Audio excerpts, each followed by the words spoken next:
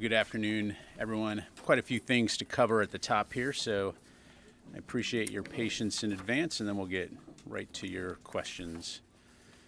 So first of all, we are aware of the press reports regarding a potential suspect in the Department of Justice's ongoing investigation into unauthorized disclosures of documents appearing to emanate from throughout the intelligence community.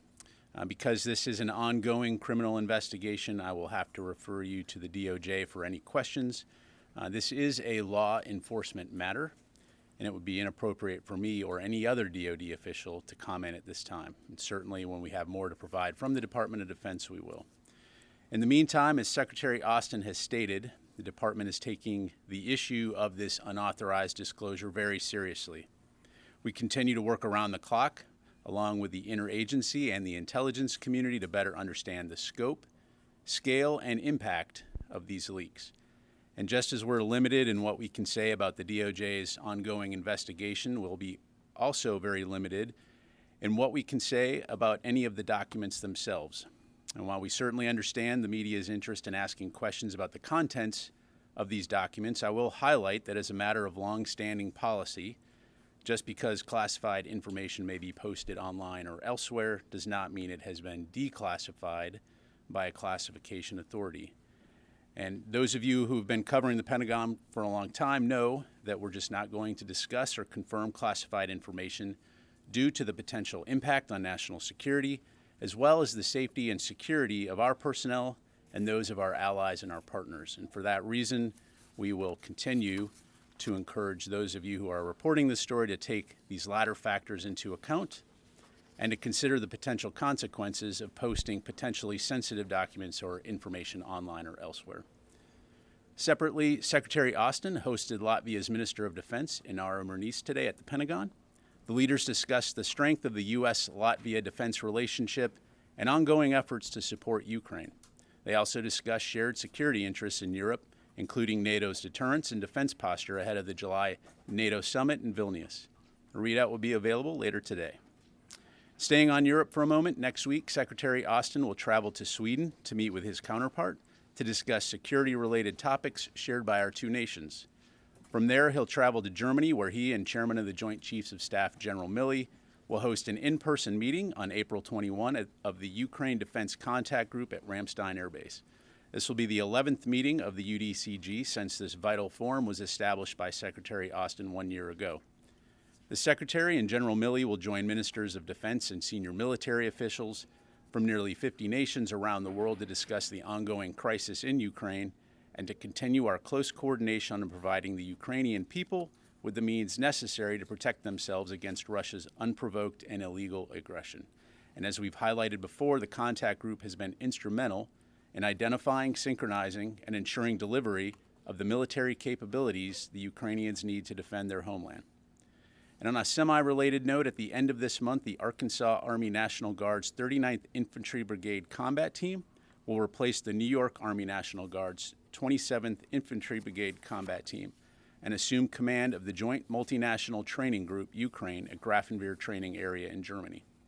The 27th Infantry Brigade Combat Team took charge of the JMTGU during a transfer authority ceremony in August of 2022, becoming the first and only unit in the JMTGU's 8-year history to assume the unit mission for a second time. We look forward to the arrival of the 39th and the continuation of the important work to provide Ukraine what it needs in terms of training to defend itself.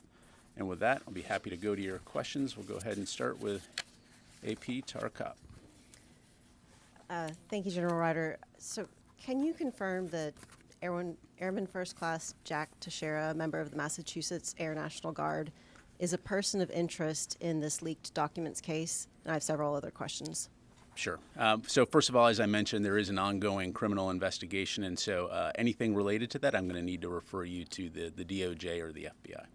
Can you speak at all to if anyone in the Department of Defense has reached out to this airman? Do you know where he is? There are reports that law enforcement is closing in on this airman's location. So has anyone been able to reach out to him? Again, Tara, appreciate the question, but again, given that this is an ongoing investigation, I'm not going to be able to talk about the investigation or any potential DOJ actions, so I'd refer you to them. Okay, in the days after the leaks came to light, what steps has DoD taken to reduce the number of people who have access to not only these classified briefings, but the classified material in general? Sure. So we continue to review a variety of factors as it relates to safeguarding classified materials. This includes examining and updating distribution lists, assessing how and where intelligence products are shared, and a variety of other steps. I would say, though, that it is important to understand that we do have stringent guidelines in place for safeguarding classified and sensitive information. This was a deliberate criminal act, a violation of those guidelines. And so, again, I think that's important to understand. Now, we will continue to do everything we can to ensure that people who have a need to know when it comes to this kind of information have access to that. We're always going to learn from every situation. But again, this is something that we'll continue to look at. But you are taking steps to tighten that, I guess, population who might have access to this level of information. That's accurate. Again, we continue to review those distribution lists, update them, make sure there's a need to know. But again, let me just emphasize my point that this was we have rules in place. Each of us signs a non-disclosure agreement. Anybody that has a security clearance, and so all indications are, again, this is a criminal act, a willful violation of those, and again, another reason why we're continuing to investigate and support DOJ's investigation. And just last question, do you have a sense that this is just the act of one individual? And even if so, wouldn't members of his chain of command also be held accountable for this lost information? Again, I don't want to speculate or get ahead of the DOJ's investigation. We need to allow that to run its course, and so I'd refer you to them. Let me go ahead and go to Gordon, and then I'll come back to Jen. Yeah, Pat, there's two questions. One, just to clarify, in DOD's efforts to change the way you do business in terms of protecting classified information, apart from the stuff that you do already, is that DOD-led or is that joint staff-led? Who's kind of directing what on that? And the second question is just hypothetically, I know you like hypotheticals, if somebody was to be charged, what would determine whether the military would charge and indict and carry out the legal process against that person or people or DOJ? Yeah. So on your latter question, you're right. I don't want to get into hypotheticals. I will say that, as always, every case is judged on its own merits, and we need to allow this investigation to run its course. And then, of course, there'll be more to say on that. On your first question, again, it's important to understand that this is not just about DOD. This is about the U.S. government. This is about how we protect and safeguard classified information. And as I highlighted, we do have strict protocols in place. So anytime there is an incident, anytime there's an opportunity to review that and refine it, we're, of course, going to take advantage of that. Within the Department of Defense, as you've heard us say, Secretary Austin has been convening daily meetings with his senior leaders, to include the chairman, to talk about reviewing the scope and the impact of this, and also to look at mitigation measures and what we need to do across the Department of Defense to ensure that we're doing our utmost to reinforce existing policies, procedures, and rules. And if there are any areas where we need to tighten things up, we certainly will. But you've made some changes already. That's correct, as I mentioned to her. When I say DOD, I mean the Department of Defense, across the entire enterprise. Okay, Jen. General Ryder, you say that there are strict protocols in place, and yet a 21-year-old airman was able to access some of the nation's top secrets. How did this happen, and isn't this a massive security breach? Again, we need to allow the investigation to run its course. We'll, of course, know more when that is completed, so I'd refer you to DOJ on that. What is your message to anyone who might be thinking of leaking these kind of documents in the future? Look, again, we have procedures, we have protocols in place. We receive regular training on the proper handling of classified information. As I mentioned, we sign non-disclosure agreements. So those rules are very clear, and anyone who has a security clearance knows that. Anyone who violates those rules is doing so willfully. Can you put into context the damage that has been done by this leak? Again, right now, we're continuing to assess the scope and the impact, and so that's work that will be ongoing. Tony? How large was the distribution network for these documents, say, prior to last Thursday when the disclosures came out? Are we talking in thousands of people that had access inside the Pentagon and outside the Pentagon, to include Europe and bases around the United States? Yeah, Tony. So I don't have any numbers to provide you. As I'm sure you can appreciate, the Department of Defense and all of our components. It's a global enterprise doing work in all areas of the world, and so certainly we have people who have access to information that they need to do their jobs, but I don't have any numbers for you.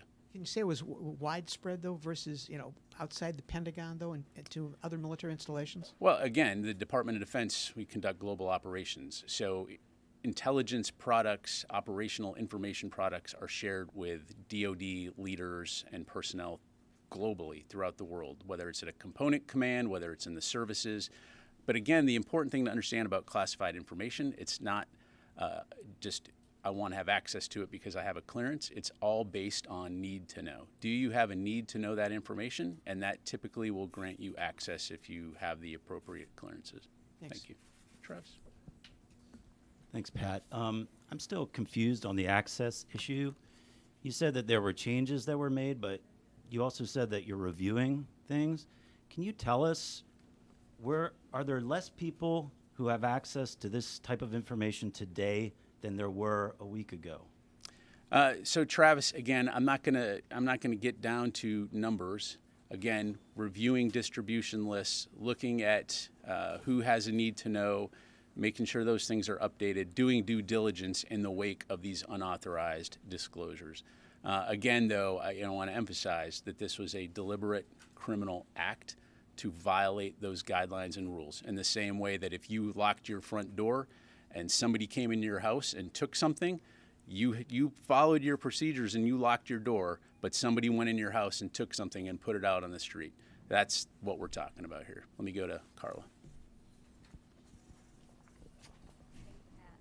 Just a couple questions on this, and then I have a follow on something separate. Why did it take so long to brief the Secretary about the leaks? He said that he was briefed on April the 6th. And would you classify that delay as a failure of the open source intelligence teams? Absolutely not. We were notified, the department became aware on the 5th. The Secretary was briefed hours later in the morning of the 6th. I don't consider that a delay. Thanks. To follow on that, these documents were available long before April 5th and 6th. So what took so long for DOD and the intelligence communities to locate these documents? Yeah, so that's really something that the investigation will tell us. That said, I think it's important to remember that DOD's intelligence activities are primarily focused internationally. So to the extent that the department collects any information related to U.S. persons, for example, or gaming chat rooms, it would have to be conducted in accordance with law and policy and in a manner that protects privacy and civil liberties. So again, we'll know more at the culmination of this investigation. Thank you. Let me go. To follow up No, on let me, just the Syria, really quickly on the Syria attacks from March, do we have a final conclusion on the TBI assessments? How many U.S. troops received TBIs as a result of these attacks? And do you believe that the U.S. strikes that happened on 3/23, the retaliatory strikes, do you believe that they've deterred Iranian-backed groups from targeting U.S. forces? yeah, so on the TBI, my understanding is CENTCOM has collected some additional information, so we'll get that to you and the press team here. In terms of deterrence, again, we're going to continue to do everything that we need to do at a time and place of our choosing to ensure that we're deterring and safeguarding our folks. I'll just leave it at that. Thank you. Let me go to Dave. Can you just tell us what the mission of the 102nd Intelligence Wing for the Massachusetts Air National Guard was? And are you going to release this airman's service record in response to, I'm sure, the thousands of requests you've already gotten? Yeah. So David, on the service record, again, we'll take that and we'll provide an update when we're able to. In terms of the 102nd Intelligence Wing, I don't have that in front of me. I'm positive they have a website. We can quickly find the fact sheet up there. In general, intelligence wings throughout the Air Force support is what you might imagine, Air Force intelligence requirements worldwide to support a variety of types of intelligence missions and requirements. So, which include active guard and reserve components. So we go to Brandy, and I'll come to Orrin. Thank you so much, General Ryder. What technologies is the Pentagon applying right now to both spot leaked documents online and track potential indicators of leaking type practices? Do you plan to be investing in more? Again, Brandy, so when it comes to this particular situation, we'll know more when the investigation is concluded. As I highlighted, when it comes to intelligence collection within the Department of Defense, that's focused primarily internationally. I'm not going to get into the specifics of where, how, and when we conduct our intelligence activities, but we're always looking at potential gaps, potential vulnerabilities, and that's something that will just be ongoing work. You are using technologies right now to spot potential leakers of future documents. You're asking me a hypothetical, basically. Again, we're always going to be on the lookout. We're always going to be on the lookout for any potential insider threats. Again, we get training on how to spot insider threats. But again, as I mentioned to Travis, you've locked your door. You've lent some keys to your friends. If one of those friends decides to give the keys away, hopefully you've been able to clue in on those signals. So we'll continue to monitor. I don't think it's lost on anyone in this room that this is all happening at the same time that Deputy Secretary Hicks is conducting a review of the Pentagon's classification practices and at times overclassification. So can you talk about how this incident is informing that ongoing review? Again, I think that there's the investigation that the DOJ is conducting. And then you're talking about something separately, which is, again, our review of classification requirements, acknowledging that where we need to be better in terms of classification. So it's having no impact on Hicks's Thank you. review. I'm going to go on to Orrin Okay. here. Yep.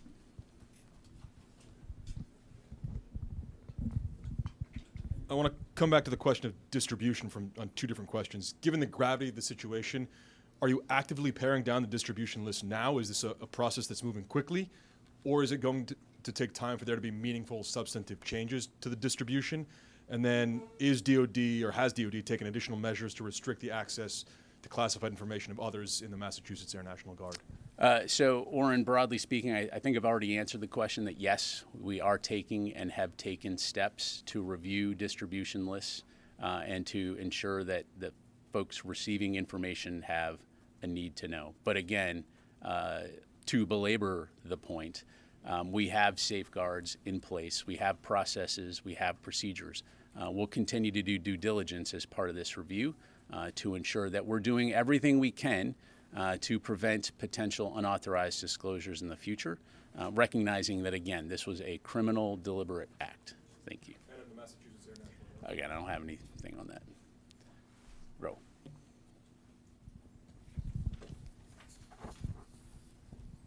Thank you very much, General. So please let me ask you a question about China, two questions about what? China.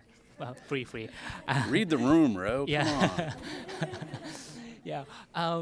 Yeah. The China conducted 3-day exercises around Taiwan and still continue the combat training around Taiwan. So do you assess China has overreacted to the meeting between President Tsai and Speaker McCarthy? Yes, thanks, Ro. So we obviously continue to monitor the situation in the Taiwan Strait very closely, as well as the PRC's military exercise. You've heard others say that from a U.S. government perspective, these military exercises undermine peace and stability across the Taiwan Strait, which is critical to global prosperity. They estimate, upwards of a few $1 trillion of global commerce going through that strait regularly. And so, as we've said, there is no reason for Beijing to turn President Tsai's transit, which was consistent with longstanding U.S. policy, into something that it's not, or use it as a pretext to overreact. And so we'll continue to do everything we can to maintain open channels of communication with the PRC. And we will not be deterred, the U.S. will not be deterred from operating safely and responsibly in the seas and the skies in the Western Pacific, consistent with international law. Just one quick follow-up.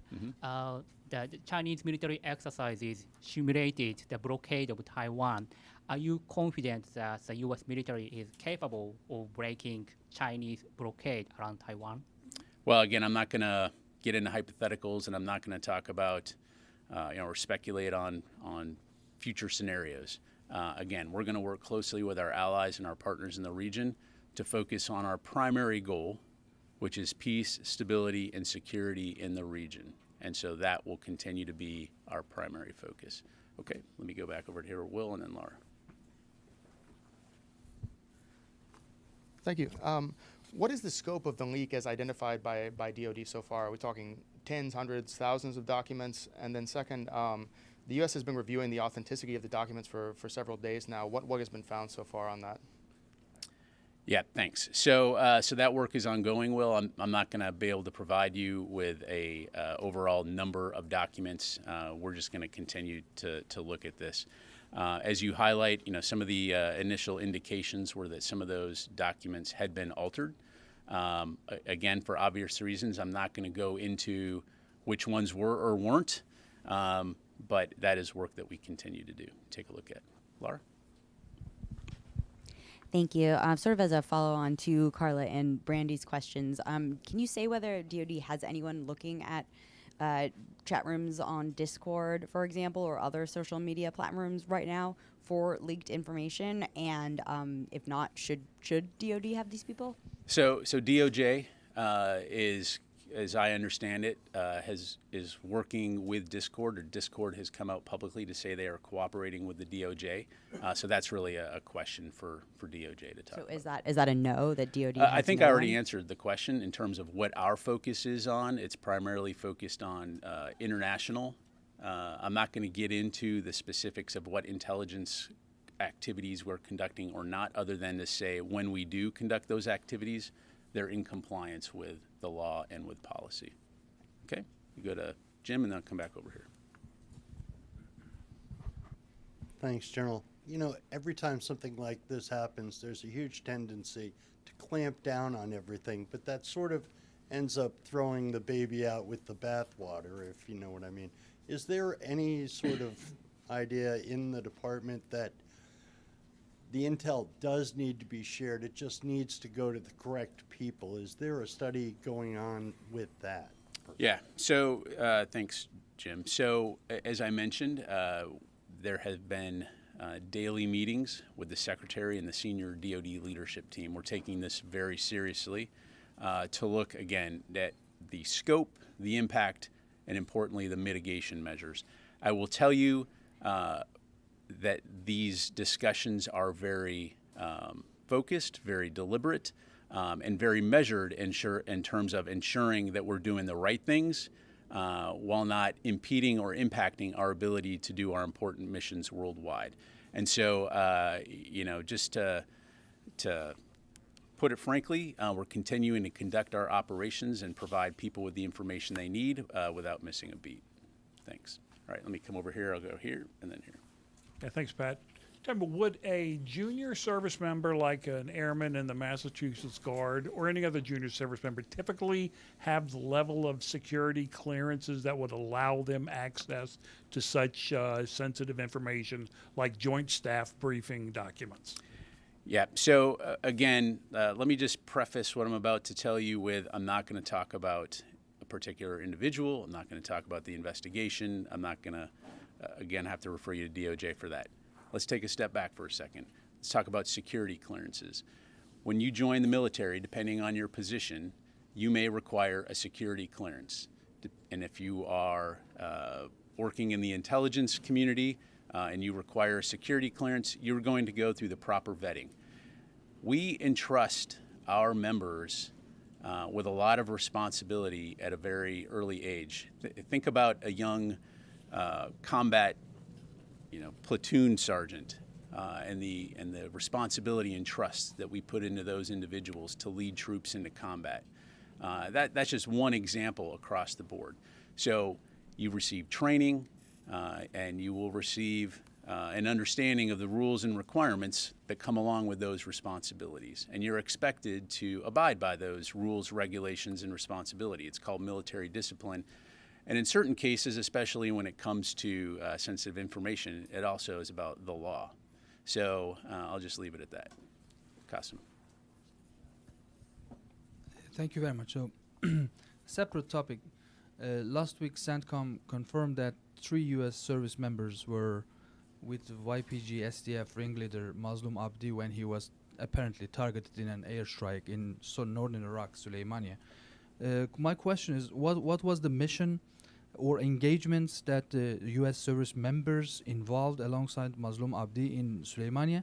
And also, were these engagements authorized or permitted by the Iraqi central government or not?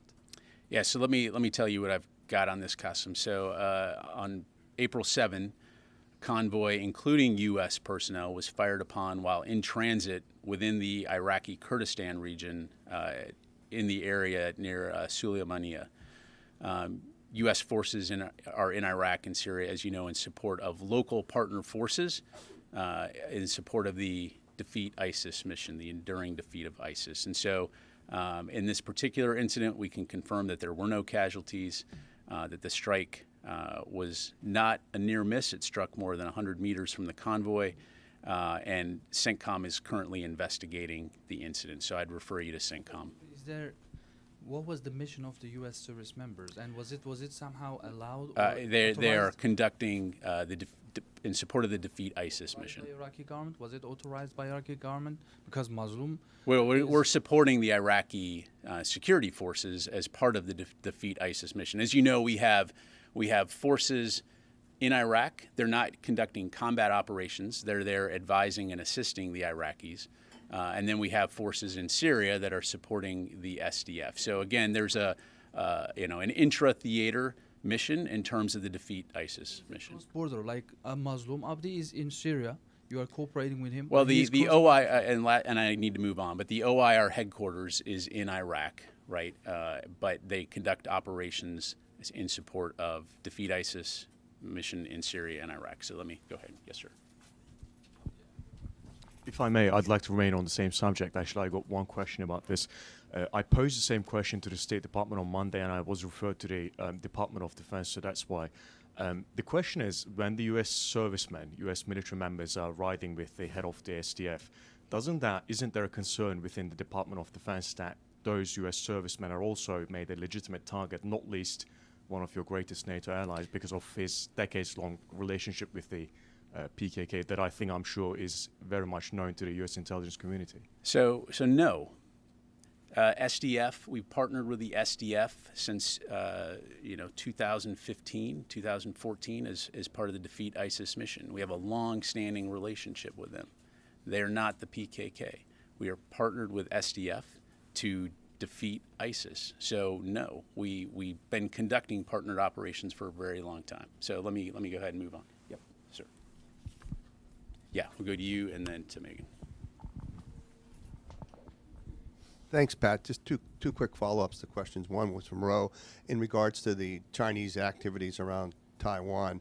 Before they did the military exercises, they were conducting an exercise to which the Pentagon described as, well, they were in international waters. It's simply what we do in international waters. At what point does it move from being in international waters to an overreaction?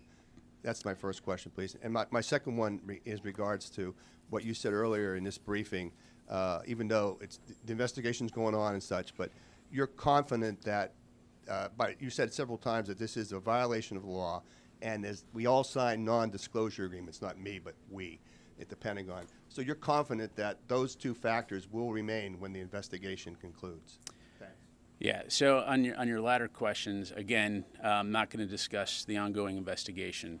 By virtue of the fact that photographed documents of sensitive information are posted by default is a violation of how to properly handle and safeguard sensitive information. So it is a criminal act. And then in terms of your first question, I would just have to take a little bit of an exception of conducting simulated strikes against Taiwan is not just That's not just operating peacefully in international waters. And so, again, yes, we would call that an overreaction. Yep. Okay. Let me go back to. Well, let me get a few more here. Let me go back to Kelly and then over here to Joe. Thank you. You mentioned taking steps to review the distribution lists and ensure that folks receiving information have a need to know, but this isn't the first time you've had that kind of crackdown on this to limit who's on these distribution lists. So my question is, how did this happen? How wasn't this solved before, and how did potentially a 21-year-old have a need to know? Again, we need to allow the investigation time to run its course. And so, again, I'd defer you to the Department of Justice when it comes to suspects, on that. And again, look, this is something that will continue to be important work to ensure that there's an understanding of the rules and regulations. Again, we have strict safeguards in place, and people are expected to abide by those. I'll just leave it at that. You go over here.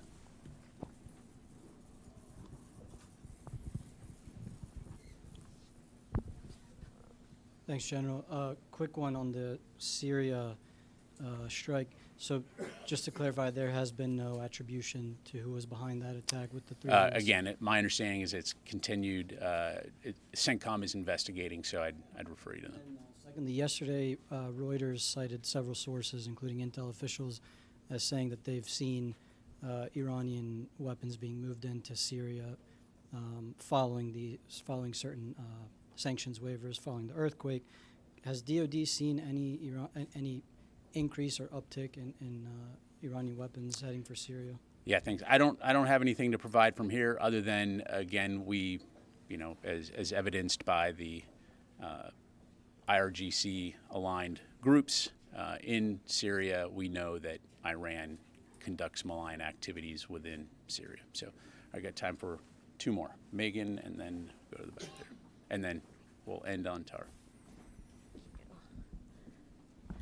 Several media reports have said that the airman in question was working at Fort Bragg at the time that the documents were put online. Was he on Title X orders at the time, or has he been on Title X orders since? Yeah, thanks, Megan. Again, I don't have anything to provide on that front. I have to refer you to DOJ, and when we have more to provide, we certainly will. Follow up. Has the leak prompted any discussion at OSD about either tightening policies or bulking up training for OPSEC or social media? Again, our review is ongoing. I've mentioned some of the steps that we've taken, and we're going to do everything that we need to do due diligence to ensure that we are properly safeguarding classified information. Again, I can't emphasize enough that this is something that Secretary Austin and the entire department are taking very, very seriously. We understand the impact that an unauthorized disclosure like this can have on national security. And so, again, it's something that we'll continue to work very hard on. Thank you. We'll go here and then over to Tar.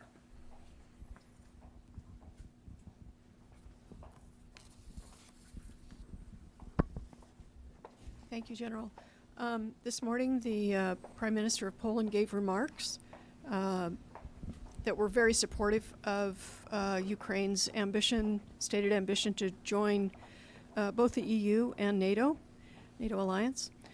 From a strictly military perspective, would you see any benefit to Ukraine joining these 2 organizations, and especially for the wider defensive posture there in the area? Yeah, in the thanks. Baltic states? So that's not really something for me to comment on. Obviously, I'd refer you to Ukraine to talk about its perspectives on joining NATO and the EU. Just leave it at that. Tar? The Associated Press has confirmed that federal agents have taken a Massachusetts Air National Guardsman into custody. At this point, could you speak a little bit more about this case? I cannot. I'd, again, refer you to DOJ. It's an ongoing DOJ investigation and activity, so I'd refer you to them. And again, I will say when we do have more to provide, we certainly will. Okay. Thank you very much, everybody. Appreciate it.